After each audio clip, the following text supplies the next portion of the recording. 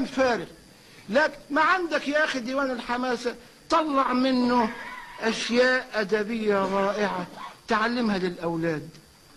إحنا ما أحسننا تعليم الناس، حتى شعر التراث، شعر ما أحسننا يعني أنا لما أجد في العدالة الاجتماعية أبيات حاتم: إذا كنت ربا للقلوص فلا تدع رفيقك يمشي خلفها غير راكبي، آنخها فأردفه فإن حملتكما فذاك، وإن كان العقاب فعاقبي. تعاقبوا عليه يا أخي. هات الشعر ده، هات شعر عروة الصعاليك: أتهزأ مني أن سمنت وأن بدا بوجهي شهوب الحق والحق جاهد، فإني امرؤ عافي إنائي شركة وأنت امرؤ عافي إنائك واحد، أقسم جسمي في جسوم كثيرة وأغزو قراح الماء والماء بارد.